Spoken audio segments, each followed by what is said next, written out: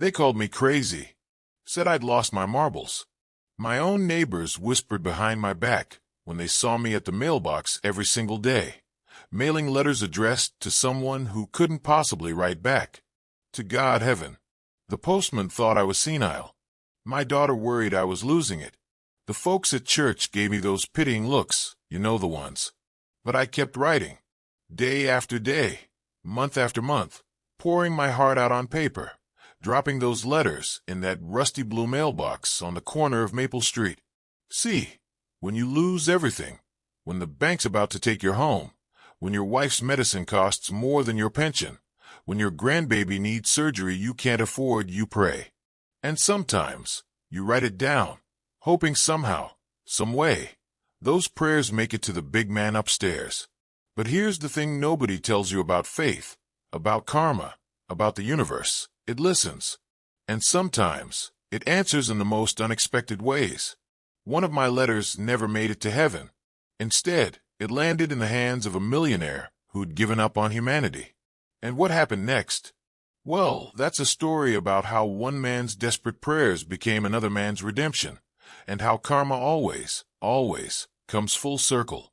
If you believe in miracles, in the power of faith, and that good things come to good people, hit that subscribe button right now, because this story will restore your faith in humanity. Trust me on that. Let's go. My name's Frank Morrison, and I'm 73 years old. Folks around my neighborhood call me Grandpa Frank, even the ones who ain't related to me. I've lived in the same house in Cedar Falls, Ohio for 47 years. Bought it right after I married my sweetheart, Dorothy. May she rest in peace. Now, before I get into the meat and potatoes of this whole thing, you gotta understand something about my life. I wasn't always the old geezer writing letters to the Almighty. No, sir. I used to be a machinist at the Ford plant. Worked there for 35 years before they shut it down and shipped everything overseas. Had a good life, nothing fancy, but honest work, decent pay, and a pension that was supposed to see me through my golden years. Key words there. Supposed to. Life's got a wicked sense of humor, you know. Just when you think you got it all figured out, just when you're ready to coast into the sunset, it throws you a curveball, so fast you don't even see it coming. It started 3 years ago. Dorothy, my wife of 48 years, started getting sick. Not just regular sick. I'm talking about the kind of sick that makes doctors scratch their heads and order test after test. Turned out to be some rare autoimmune disease, with a name I still can't pronounce properly. The medicine? $1,500 a month. Our insurance covered jack squat. Then my daughter Emma's husband, that no-good son of a gun, ran off with his secretary. Left her with 2 kids and a mountain of debt. Emma had to move back home with little Sophie, who's 7, and baby Jake, just turned 3. Now I ain't complaining about having my family close. Heck, those kids are the light of my life. But suddenly, my pension that was meant for 2 people was stretched to feed 5. The math wasn't matting, as the young folks say. But wait, there's more. Because apparently, the universe wasn't done tap dancing on my grave yet. Sophie, my little sunshine, started having these terrible headaches. We took her to the doctor, and after a bunch of tests that cost more than my first car, they found a tumor. Benign, thank God, but it needed surgery. $30,000 worth of surgery. I remember sitting in that hospital waiting room, holding my grandbaby's tiny hand, and thinking, Lord, I've been a good man. I've paid my taxes, loved my family, helped my neighbors. Why is this all happening? The bank sent us a foreclosure notice the next week. We were 4 months behind on the mortgage. I've always been a praying man. Went to church every Sunday. Said grace before meals, the whole 9 yards. But prayer felt different when I was desperate. It felt like shouting into a void, hoping someone on the other side was listening. One night, after Dorothy fell asleep and Emma was tucking the kids into bed, I sat at the kitchen table with a cup of black coffee and a blank piece of paper. I don't know what came over me, but I just started writing. Dear God, I know you're busy. I know there's wars and famines and people suffering way worse than me. But I'm scared, Lord. I'm watching my wife deteriorate, because I can't afford her medicine. My granddaughter needs surgery I can't pay for. The bank's about to take the only home my family's ever known. I've worked hard my whole life. I've tried to be a good man, a good husband, a good father. I don't know what else to do. If you're listening, if you care about us little people down here, I could really use a miracle right about now. Your faithful servant, Frank Morrison, 347 Maple Street, Cedar Falls, Ohio. I folded that letter up, put it in an envelope, and wrote to God, heaven on the front. The next morning, I walked down to the corner mailbox and dropped it in. Did I think it would actually reach God? I don't know, man. Maybe I was just hoping that putting it out there into the universe would somehow make a difference. Maybe I was going senile like the neighbors thought, but it made me feel better, like I was doing something instead of just drowning. So I kept writing. Every day, I'd write another letter. Sometimes it was about the bills. Sometimes it was about Dorothy's pain. Sometimes I'd just tell God about my day, about how Sophie drew me a picture at school, or how Jake said a new word. Let me tell you, folks weren't exactly supportive of my new hobby. My neighbor, Carl Peterson, busybody extraordinaire, made it his personal mission to tell everyone about poor old Frank losing his mind. I'd hear him gossiping over the fence with Mrs. Henderson from down the street. Saw him at the mailbox again today, mailing letters to God, Carl would say, tapping his temple with his finger. Shame what age does to a man. The mailman, Jerry, was real nice about it at first, but after a few weeks, even he started giving me concerned looks. Mr. Morrison, he said one morning, these letters, they're going to come back to you. There's no address, no zip code. The Postal Service doesn't know what to do with them. I know, Jerry, I told him. Just humor an old man, would ya? He shook his head but kept taking my letters. Good guy, that Jerry. The worst was at church. Now, you'd think church folks would understand faith and prayer, right? Wrong. After service one Sunday, Pastor Mike pulled me aside, his face all scrunched up with worry. Frank, people are concerned about you, he said, lowering his voice like we were discussing something shameful. This letter-writing business, maybe you should talk to someone. A professional. I am talking to someone, I said. I'm talking to God. But Frank, that's what prayer is for. Maybe I need a paper trail, I snapped, then immediately felt bad. Pastor Mike meant well. Sorry, Pastor. I'm at the end of my rope here. He patted my shoulder, but I could see it in his eyes. He thought I was cracking up too. Even Emma, my own daughter, started looking at me like I was made of glass. Dad, she said one evening as I was addressing another envelope, maybe you should take a break from this. From what? The letters, Dad. You're mailing letters to no one. It's not normal. I set down my pen and looked at my daughter, really looked at her. She was exhausted, working double shifts at the diner, taking care of her kids and her sick mom, worrying about her dad's sanity. I couldn't blame her for being concerned. Emma, honey, I know it seems crazy, but it's all I got right now. It's the only thing keeping me from completely losing it. Can you just let me have this? She sighed and kissed my forehead. Okay, Dad. Whatever helps. But I could see it in her face. She thought I'd lost it too. Now, here's where the story gets interesting. About 60 miles away, in Columbus, there lived a man named Richard Alderson.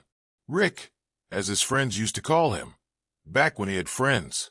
I didn't know Rick from Adam at the time, but I'd learn his story later, and boy, it's a doozy. Rick was a self-made millionaire. Started with nothing, built a tech company from his garage, sold it for $42 million before he turned 40. The American dream, right? Wrong.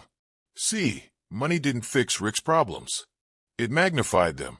His wife left him because he was married to his work. His kids, now grown, only called when they needed cash. His business partners turned out to be leeches who vanished the second the company was sold. Every friend he thought he had was suddenly trying to get a piece of his fortune. By the time my story intersects with his, Rick was living alone in a massive house in the suburbs, more miserable than he'd ever been when he was broke. He told me later that he'd seriously considered ending it all. What's the point of having everything if you're completely alone? Rick had given up on people. Stopped answering calls. Stopped checking emails. Stopped leaving his house except to buy groceries.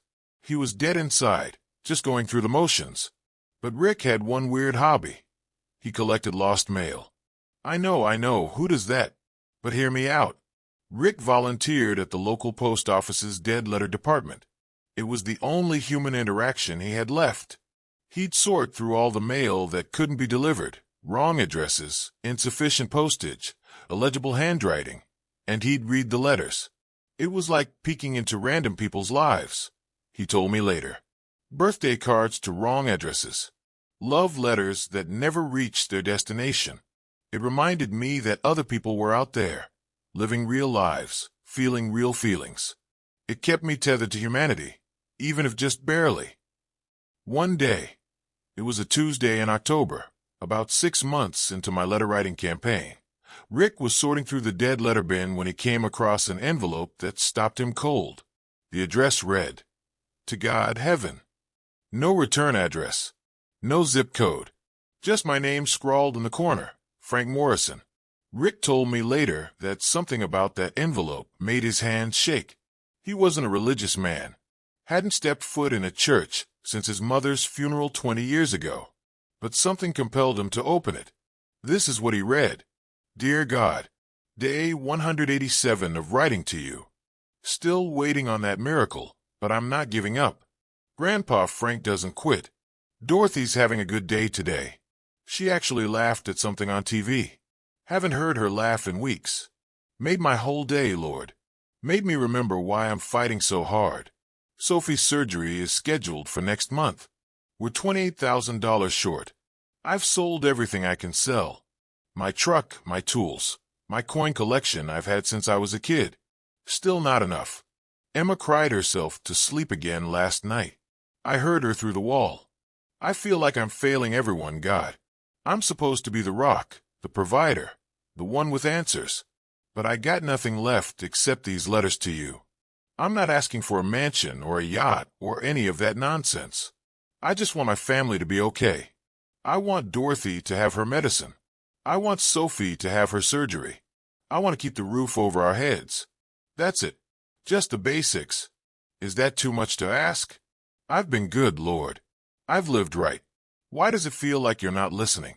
Sorry for doubting. I know you work in mysterious ways and all that. I'm just tired. So tired. Still believing barely. Frank Morrison, 347 Maple Street, Cedar Falls, Ohio. Rick read that letter 3 times. Then he did something he hadn't done in years. He cried. Here was this old man, losing everything, and he was still holding on to faith, still writing letters, still believing that someone, somewhere, was listening. And Rick, who had everything and nothing at the same time, realized he'd been living like a coward. I had all the resources in the world to help people. Rick told me months later, tears in his eyes. And I was hoarding it all like a dragon in a cave, bitter and alone. Your letter. It woke me up, Frank. It reminded me what it meant to be human. Rick didn't act immediately. First, he needed to know if I was legit. The internet's full of scammers, and he'd been burned before. So he did what any tech-savvy millionaire would do. He investigated. He found my address easily enough. I'd written it right there on the letter. Then he started digging. Public records showed the foreclosure notice. A few Google searches revealed Emma's situation, the divorce filings, the debt. He even found a local news article about the church fundraiser for Sophie's surgery. They'd raised $2,300. A drop in the bucket. But Rick wanted to meet me first, see me with his own eyes before he committed to anything. So one Saturday morning, he drove from Columbus to Cedar Falls and parked across the street from my house.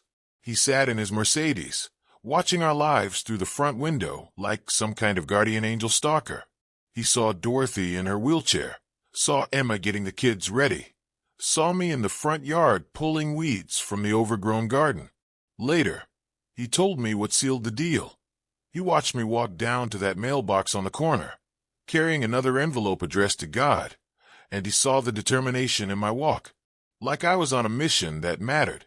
"You weren't some con artist or scammer," Rick said. "You were just a desperate man with faith."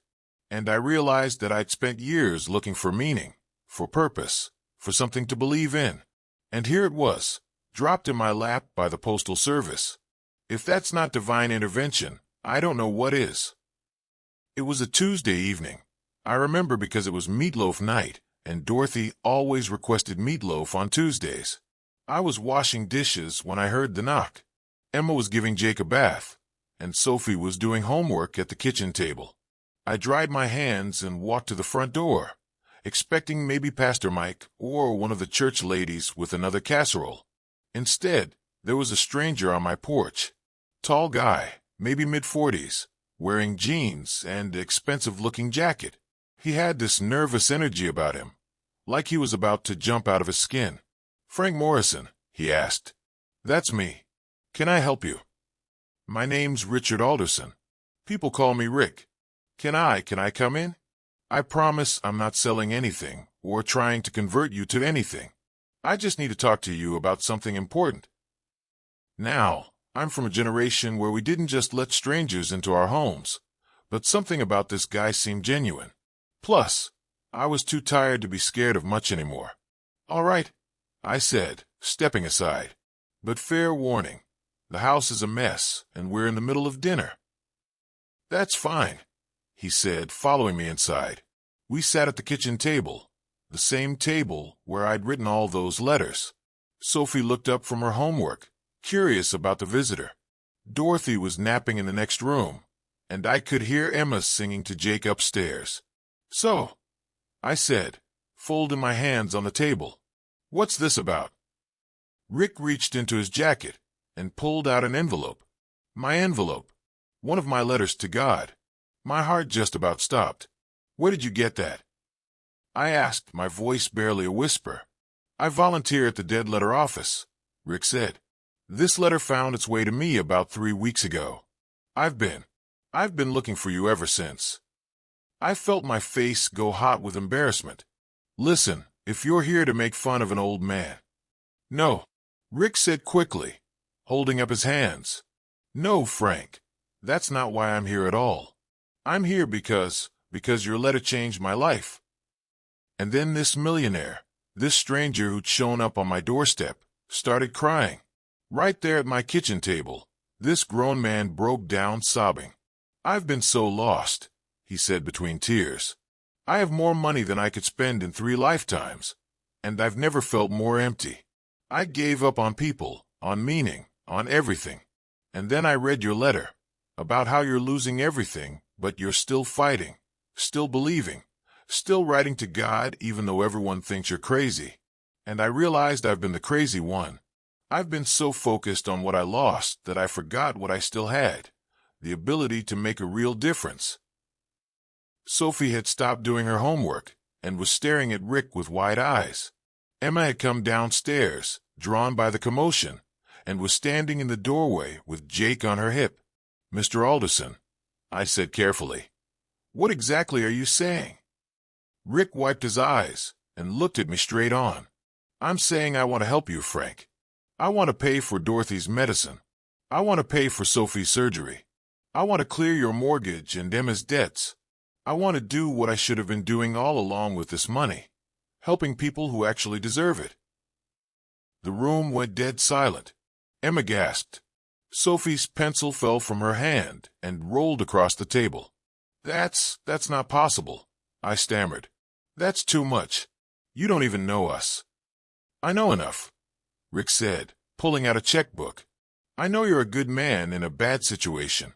I know you've never stopped believing, even when everyone else gave up on you. I know that if God couldn't deliver your letter personally, maybe he sent it to me instead. Maybe that's how this is supposed to work." Folks, I'm not ashamed to tell you that I ugly cried right there in front of a stranger.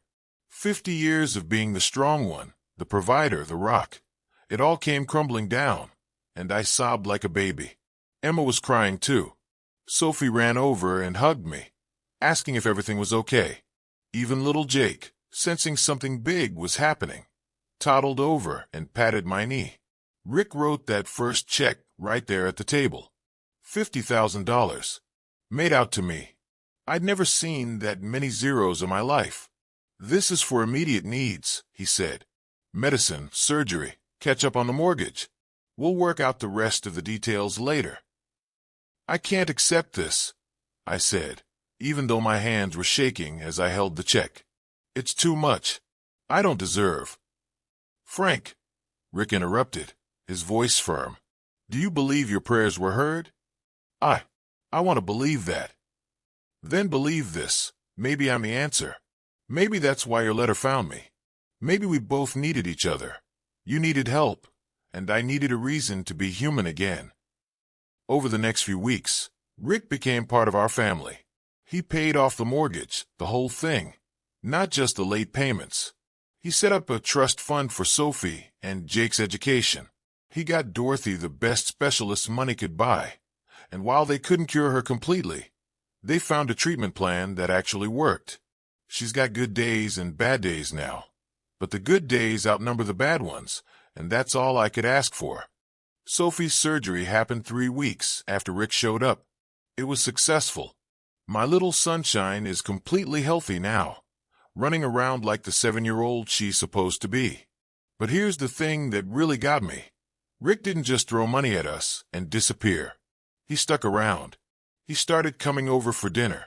He helped me fix the leaky roof and repaint the porch. He played board games with the kids. He listened to Dorothy's stories about the old days. I haven't felt this alive in years, he told me one evening as we sat on the porch, watching Sophie and Jake chase fireflies in the yard. Money can't buy what you have, Frank. Family, love, purpose.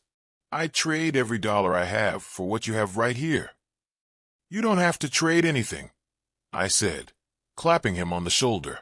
You're family now, whether you like it or not. That's what happens when you answer an old man's prayers. But the story doesn't end there, folks. Oh no, because karma's got a long reach and a good memory. Rick's transformation inspired me. If his life could change that dramatically, maybe mine could too. So I kept writing letters, but I changed my approach. Instead of asking God for help, I started writing thank you notes. Dear God, thank you for sending Rick. Thank you for Sophie's health. Thank you for Dorothy's smile this morning. And I started addressing them to Rick too, thanking him for his generosity, for his friendship, for being the miracle I'd prayed for. Rick read those letters and got an idea. He started a foundation called Letters to Heaven. The concept was simple. People could write letters about their struggles, their needs, their hopes. The foundation would review them and help where they could. He didn't want publicity, didn't want his name attached, just wanted to be the answer to someone else's prayers, the way he'd been the answer to mine. The foundations help hundreds of families now. Single moms who can't afford daycare, veterans struggling with medical bills, teachers buying school supplies out of pocket, just regular people who fell through the cracks and needed someone to believe in them. And remember Carl Peterson, my busybody neighbor who thought I'd lost my marbles? His wife got diagnosed with breast cancer last year. Treatment was going to bankrupt them. I told Rick about it, and guess what? The foundation covered her treatment. All of it. Carl came over with tears in his eyes, apologizing for every rotten thing he'd said about me. Don't apologize to me, I told him. Just pay it forward. Help someone else when you get the chance. That's how this works.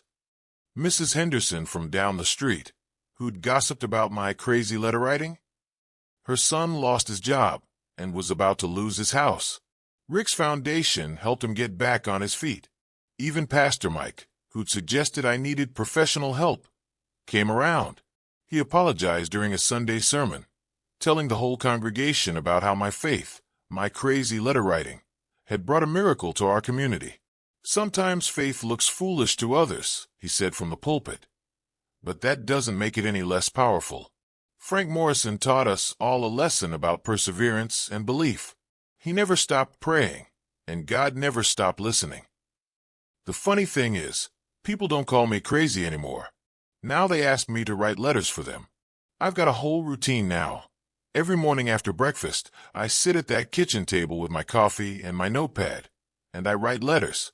Sometimes they're prayers. Sometimes they're thank yous. Sometimes they're just thoughts I need to get out of my head. And Rick, he's over here for dinner at least twice a week. The kids call him Uncle Rick. Dorothy considers him her adopted son. He even started going to church with us. Says he's rediscovering faith through our family. I spent so long being angry at God for taking things from me. Rick told me one Sunday after service. I never considered that maybe God was just making room for better things. I had to lose everything superficial to find what actually mattered. Last month, something incredible happened. We were all at the house for Sunday dinner. Me, Dorothy, Emma, the kids, Rick, and a few other families from the neighborhood. The kitchen was chaos, in that beautiful way that only happens when a house is full of life and love and laughter. The doorbell rang, and Sophie ran to answer it. Standing on the porch was Jerry, the mailman. "Special delivery for Frank Morrison," Jerry said with a huge grin. He handed me a letter. A single letter in a pristine white envelope. The return address said, "The Postal Service, Office of the Postmaster General, Washington, D.C." My hand shook as I opened it. Inside was a letter on official letterhead. "Dear Mr. Morrison, it has come to our attention that for the past 18 months, you have been mailing letters addressed to God, heaven. While we cannot guarantee delivery to the intended recipient, we wanted you to know that your letters have not gone unnoticed. Your faith and perseverance have inspired our staff across multiple facilities. Your story has reminded us why we do what we do, connecting people, delivering hope, being the bridge between hearts separated by distance. We have no official procedure for letters to God, but we have an unofficial policy. We believe in miracles. And it seems, Mr. Morrison, that one of your letters found its recipient after all. Keep writing, keep believing, and know that every letter you send puts a little more faith into the world. With respect and admiration, the United States Postal Service." I read it aloud to everyone gathered in my home. By the time I finished, there wasn't a dry eye in the house. "They were paying attention," Dorothy said, squeezing my hand. The whole time, people were paying attention. Rick raised his glass of iced tea. "To Frank Morrison, the stubborn old coot who taught us all what faith really means." Everyone raised their glasses. "To Grandpa Frank." And right then, in that moment, surrounded by the people I loved and the family I'd gained through the strangest miracle of all, I realized something profound. I'd been so focused on God answering my prayers that I'd missed the bigger picture. God didn't just answer one prayer. He answered all of them. He sent Rick to save our finances, but Rick saved more than that. He saved himself in the process. He found purpose and family and faith he'd lost years ago. My letters brought our community together. People who judged me now celebrated with me. Neighbors who'd gossiped now gather for dinners. The church that had pitted me now points to my story as proof that miracles still happen. Sophie's healthy. Dorothy's stable. Emma's smiling again. The kids have a future. And I have this incredible extended family that started with one desperate letter and one broken millionaire who needed to remember what it meant to be human. So here's what I learned, folks.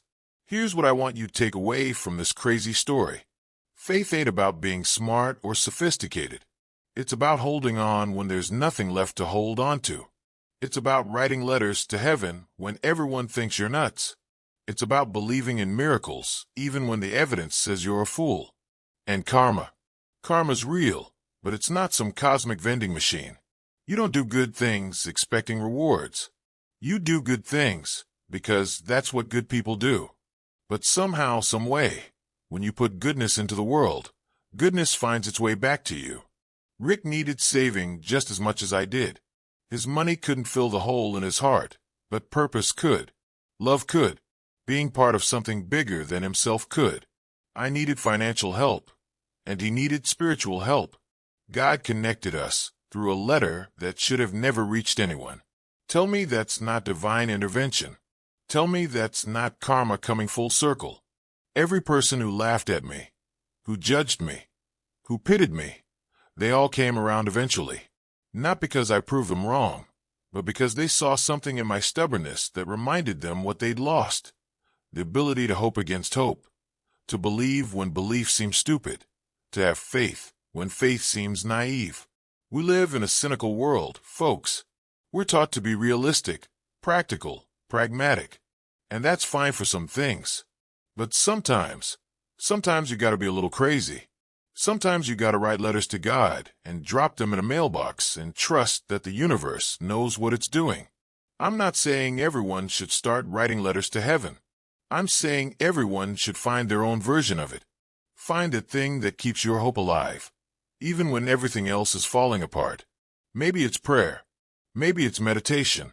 Maybe it's journaling or running or painting or whatever helps you believe that tomorrow could be better than today. And if you're blessed, if you're someone like Rick who has resources and ability to help others, don't hoard it. Don't build walls around yourself because you've been hurt. Take that pain and transform it into purpose. Be the miracle someone else is praying for. Trust me, it'll save you as much as it saves them. It's been 2 years since Rick knocked on my door. 2 years of good health, financial stability, and more love than I thought possible at my age. Dorothy's still here, still fighting, still smiling. The doctors say she's defying the odds, but I think she's just too stubborn to give up. We celebrated our 50th anniversary last month. Big party. Whole neighborhood came. Rick gave a speech that made everyone cry. Emma met someone new. Nice guy. Treats her right, loves the kids. They're taking it slow, but I see the sparkle back in my daughter's eyes. That's worth more than all of Rick's money combined. Sophie's in 4th grade now, straight A's, captain of her soccer team. She wants to be a doctor when she grows up, so I can help people like Uncle Rick helped us, she says. That kid's got a heart of gold. Jake's talking up a storm, getting into everything, driving everyone crazy in the best possible way. He follows Rick around like a puppy whenever he's over. Rick taught him to play chess. 3 years old and already beating me at checkers. Rick sold his big empty house in Columbus and bought a smaller place right here in Cedar Falls, 3 blocks away. He's part of the family now, officially. We even gave him a key to the house. He's still running the Letters to Heaven Foundation, and it's grown beyond anything we imagined. They've helped over 300 families now, and Rick spends most of his time reviewing letters and finding ways to help. He says it's the most fulfilling work he's ever done. You gave me a purpose, he tells me often. You gave me a reason to get up in the morning. Nah, I always say, God gave you that. I was just the delivery system. We laugh about that. The letter carrier and the delivery system. It's become an inside joke. I still write letters, by the way, every single day. Sometimes I write to God, thanking him for the blessings. Sometimes I write to Rick, even though he's just down the street, because some things feel more real when you write them down. Sometimes I write to my future grandkids, Sophie and Jake's kids, who don't exist yet, telling them about this incredible story so they'll know where they came from and what's possible when you refuse to give up. And every single one of those letters I drop in that mailbox on the corner of Maple Street, because you never know who needs to find them. You never know whose life might change because they stumbled across your desperate prayer. So let me wrap this up, because I know I've been rambling like an old man does. But I got one more thing to say, and it's important. If you're going through hell right now, if the bills are piling up, if your health is failing, if your family's falling apart, if you feel alone and forgotten and invisible, don't give up. Don't stop fighting. Don't stop praying or hoping or whatever you do to keep the darkness at bay. Your miracle might be in the mail right now. It might arrive tomorrow or next week or next year. It might come in a form you'd never expect, from a stranger you'd never imagine. But it's coming. I promise you it's coming. Because karma always comes full circle. Faith always finds a way. And somewhere out there, someone is waiting to be your miracle. If you just hold on long enough to meet them. Write your letters. Send your prayers. Drop them in the mailbox of the universe and trust that someone, somewhere, is listening. They called me crazy. And you know what? Maybe I was. Maybe I still am. But I'm crazy with a paid-off mortgage, healthy grandkids, my wife still by my side, and the best friend I've ever had in my life. If that's what crazy looks like, then I never want to be sane. To everyone watching this, if this story touched your heart, hit that like button. If you believe in miracles, karma, and the power of never giving up, smash that subscribe button and ring the notification bell. Share this story with someone who needs to hear it. Because maybe, just maybe, your sharing becomes someone else's miracle. And if you're out there struggling right now, drop a comment below. Tell me you're fighting. Tell me you're not giving up. Because I'll write a letter for you. I'll pray for you. I'll believe for you until you can believe for yourself again. That's what Grandpa Frank does. That's what we all should do. Remember, God works in mysterious ways. Sometimes through miracles. Sometimes through millionaires. Sometimes through old men too stubborn to stop writing letters to heaven. Keep the faith, folks. Your letter's already on its way. I got a letter last week. A real one. Not one of mine coming back. It was from a woman in Texas named Maria Rodriguez. She wrote, "Dear Grandpa Frank, you don't know me, but I watched your story on YouTube 6 months ago. I was sitting in my car in a grocery store parking lot, wondering if I should keep going. My husband had just died. Medical bills destroyed us, and I was about to lose everything. I had my bottle of pills in my hand, ready to just stop, but my phone auto-played your video. And I heard you talk about writing letters to God when everyone thought you were crazy. I heard you talk about holding on when there was nothing left to hold on to. So I didn't take those pills. Instead, I went home and wrote a letter. Just like you. Every single day for 6 months, I wrote to God. I told him I was scared, that I was alone, that I needed help. Last week, a stranger approached me at church. She said she'd inherited money from a relative and felt called to help someone. She asked if I needed anything. Frank, she paid off my medical debt. All of it. $47,000. Just gone. Like a miracle. I don't know if God reads our letters, but I know you read yours, and that gave me permission to keep fighting. So thank you, Grandpa Frank. You saved my life without even knowing I existed, with gratitude and faith. Maria, I read that letter to my family at dinner that night. Rick cried. Emma cried. Even little Jake sensed something important was happening and got quiet. Do you see? Rick said, his voice choked with emotion. Do you see what you started, Frank? It's not just us anymore. It's spreading. Your faith is literally saving lives now. And that's when it hit me. That's when I understood the real miracle. It wasn't the money. It wasn't Rick showing up. It wasn't Sophie's surgery or Dorothy's medicine or keeping our home. The real miracle was that a broken old man's desperate faith became a lighthouse for other broken people in the dark. Maria's letter wasn't the only one. Oh no. Since my story went viral, and I still can't believe I have a viral YouTube video at 73 years old, I've received hundreds of letters, actual physical letters, sent to my actual address, from people all over the country. Some are thank yous, telling me how my story inspired them. Some are requests for prayers. Some are their own stories of miracles and karma and faith rewarded. I answer every single one. Every single one. Rick bought me a fancy computer and taught me how to type properly. Says my handwriting was giving him a headache. Now I spend my mornings at that same kitchen table, coffee in hand, responding to strangers who've become friends through shared faith and shared struggle. A trucker from Montana wrote that he listened to my story during a long haul, and it helped him stay awake. He pulled over at the next rest stop and called his estranged daughter for the first time in 12 years. They're rebuilding their relationship now. A college student from Florida wrote that she was about to drop out because she couldn't afford tuition. She wrote a letter to God, just like me. 3 days later, she received an unexpected scholarship. Full ride. She graduates next spring.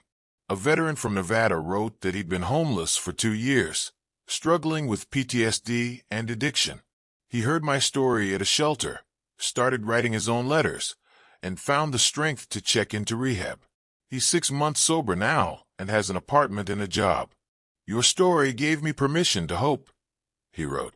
In the military, they teach you to be tough, to never show weakness. But you showed me that faith isn't weakness. It's the strongest thing a man can have. These letters, these stories, they're my new purpose. Every morning, I wake up grateful that my desperate prayers became someone else's inspiration. But here's where it gets really wild. Remember I told you about my neighborhood? How they all thought I was losing my marbles? Well, Cedar Falls has completely transformed. It started small. Carl Peterson, after his wife's cancer treatment was covered by Rick's foundation, started a neighborhood watch program. Not just for safety, for connection. Every week, neighbors gather at someone's house for coffee and conversation. We look out for each other now. Mrs. Henderson started a community garden in her backyard. Folks donate their time, and we share the harvest with families who need it. Last summer, we grew enough vegetables to supply the local food bank for 3 months.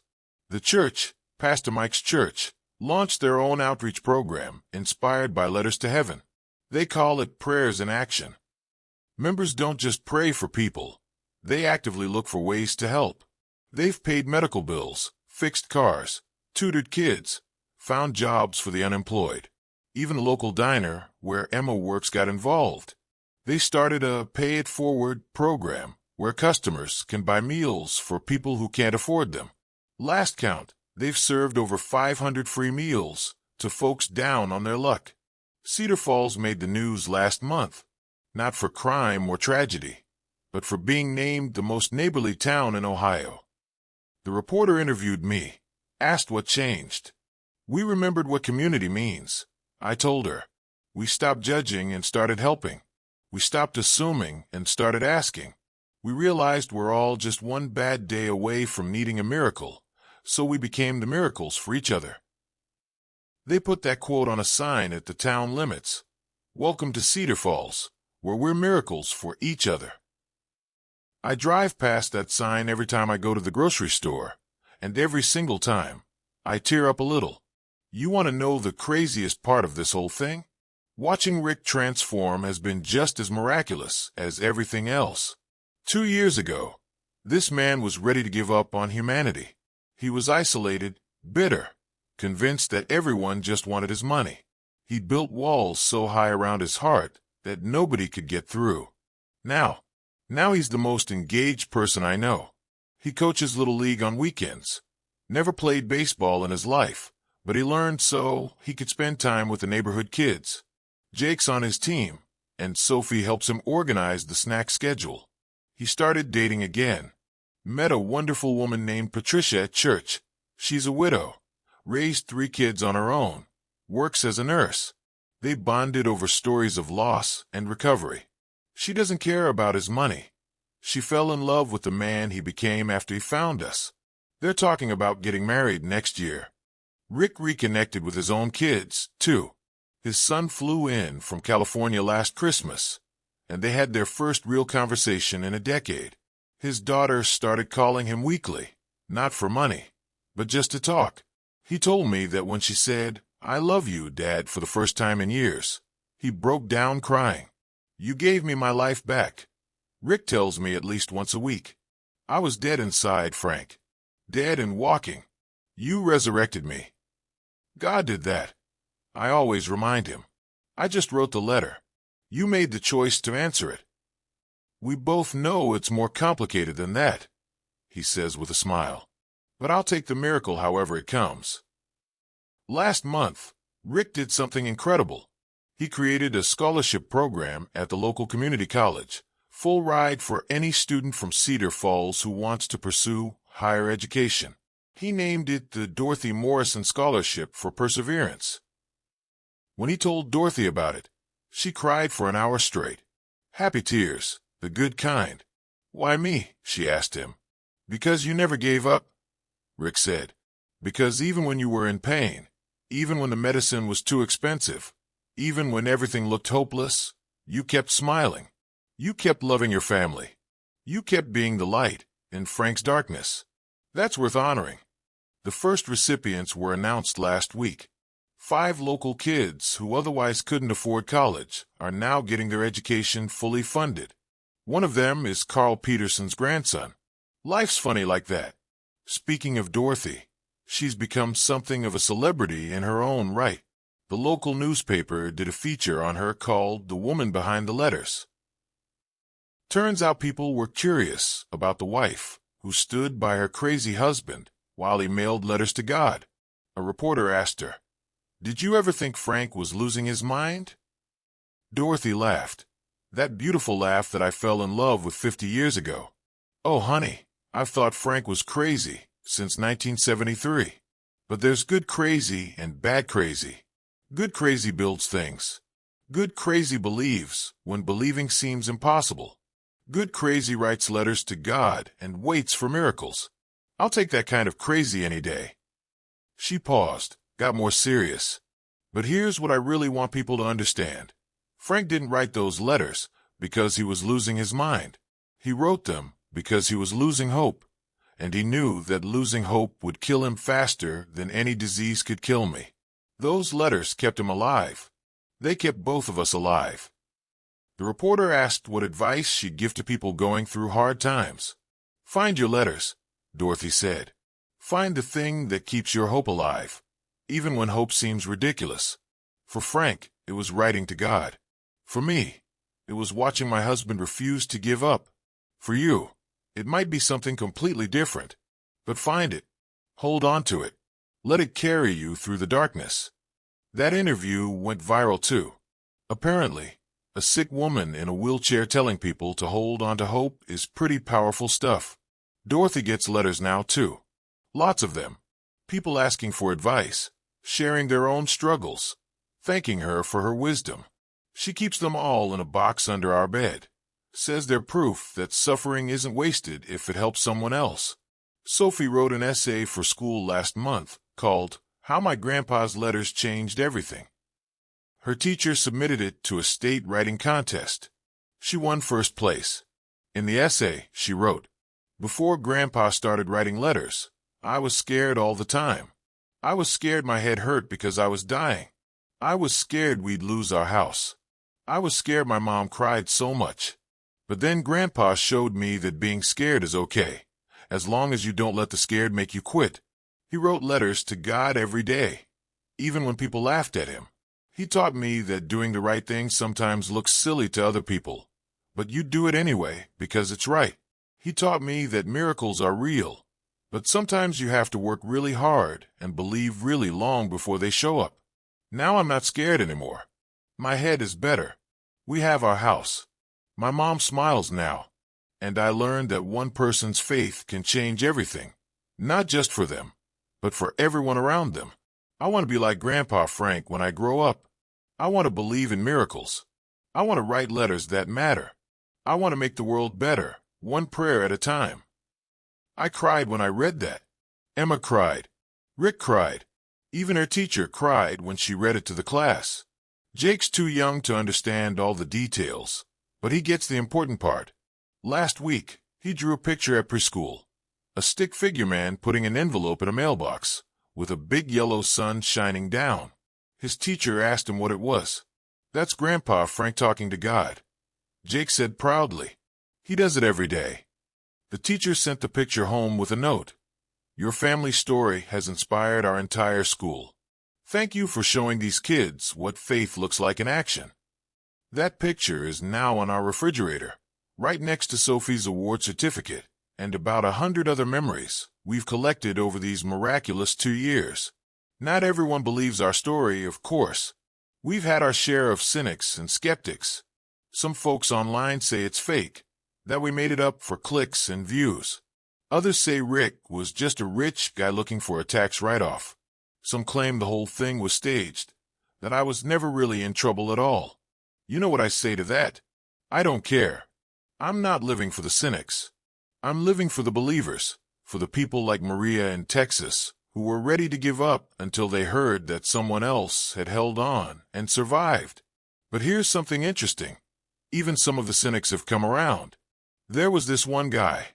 username RealityCheck99, who commented on every video about our story, calling it a scam, saying Rick was probably a con artist who'd disappear with donations. He was relentless, mean, absolutely convinced we were running some kind of grift. Then, about 3 months ago, RealityCheck99 commented again. But this time it was different. I was wrong. I'm man enough to admit it. I spent months trying to disprove the story because I couldn't accept that something this good could be real. I've been burned before, scammed before, disappointed before. So I assumed this was more of the same. But I dug deep. I verified everything. Public records, news articles, interviews with neighbors, financial documents that Rick was kind enough to share. Everything. It's all legit. Every bit of it. And then I realized something even more important. Even if it had been fake, even if it was just a story, it was helping people. It was giving people hope. It was inspiring acts of kindness. What kind of miserable person tries to destroy something that's making the world better, even if just a little? So I'm sorry, Grandpa Frank. I was the one who was wrong. I was the one living in darkness, assuming everyone had an angle, that nothing good could happen without strings attached. Your story reminded me that I became cynical because I stopped believing in miracles. And a world without miracles is a pretty sad place to live. I'm going to start writing my own letters now. Not to God necessarily, but to the universe. To hope. To the possibility that maybe, just maybe, good things can happen to people who need them. Thank you for being stubborn enough to keep believing when people like me said you were crazy. I printed that comment and put it in my letterbox. It reminds me that sometimes the biggest miracle isn't changing circumstances. It's changing hearts. Last month, something incredible happened that proved just how far the ripples have traveled. I got a call from a producer in Los Angeles. Hollywood folks. They want to make a movie about our story. My first instinct was to say no. I'm not looking for fame or fortune. That was never what this was about. But Rick convinced me to at least hear them out. Think about how many more people could be inspired, he said. Think about how many more Mariahs might be sitting in parking lots with pills in their hands, needing to hear that someone else made it through. So we met with them. Nice folks, actually. They assured us it wouldn't be some sappy, made-for-TV nonsense. They wanted to tell the real story. Struggles, doubts, community judgment, everything. People need to see that faith isn't pretty, the director said.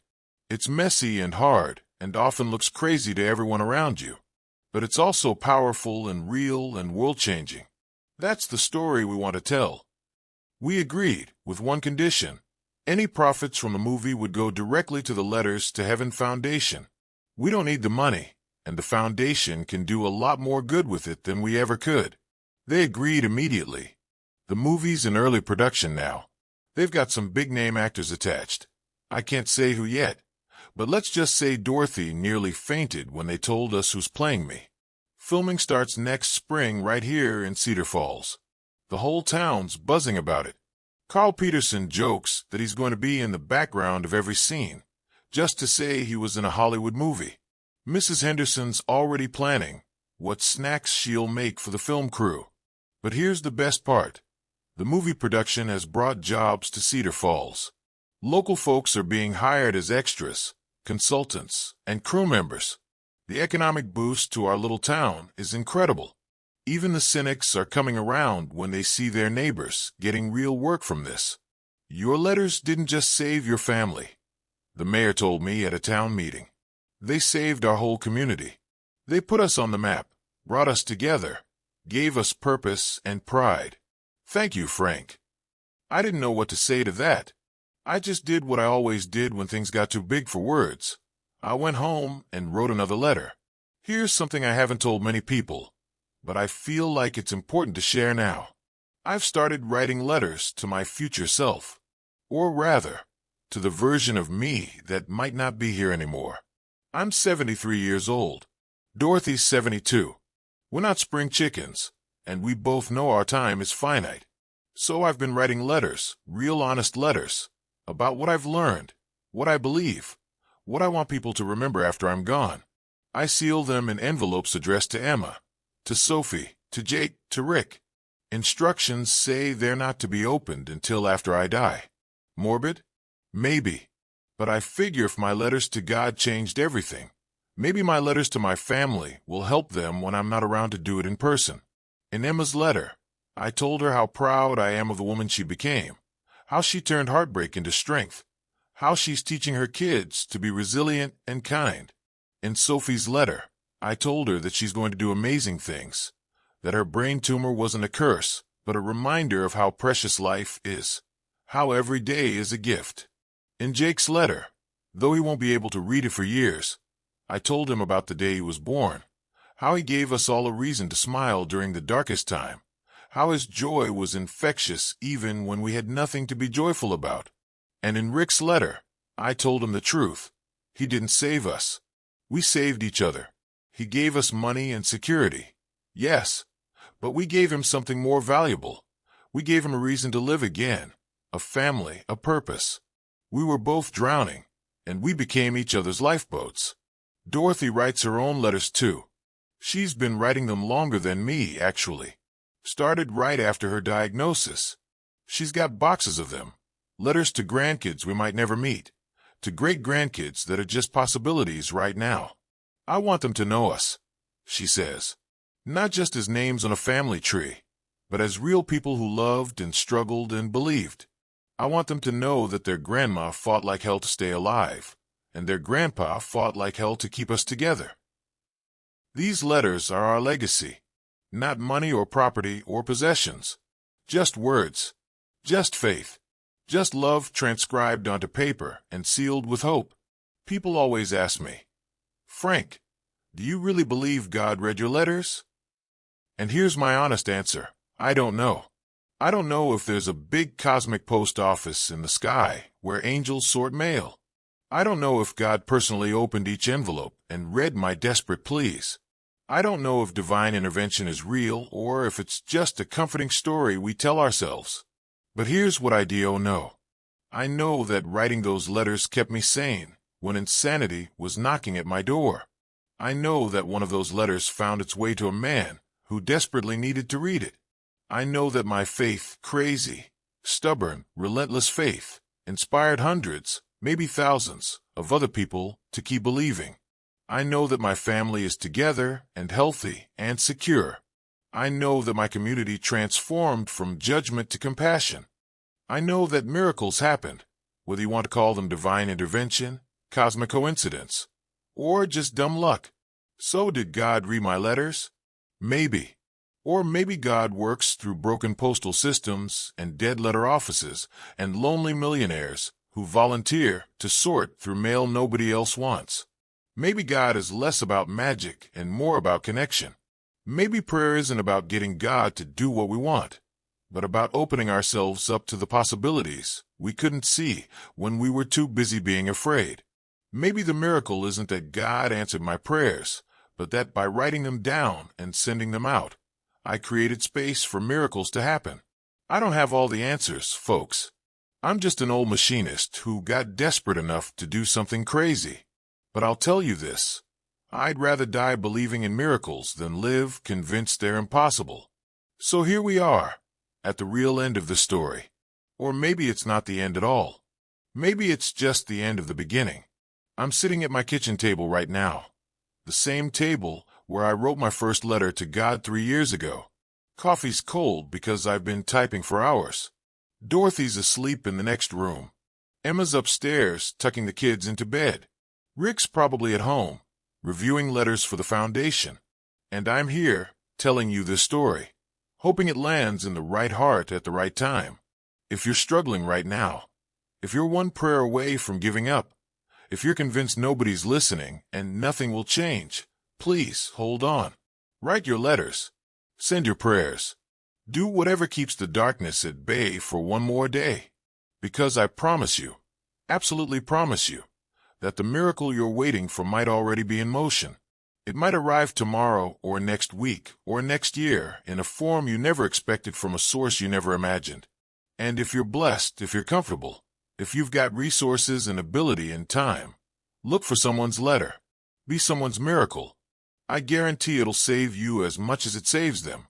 We're all connected in this crazy, beautiful, messy web of humanity.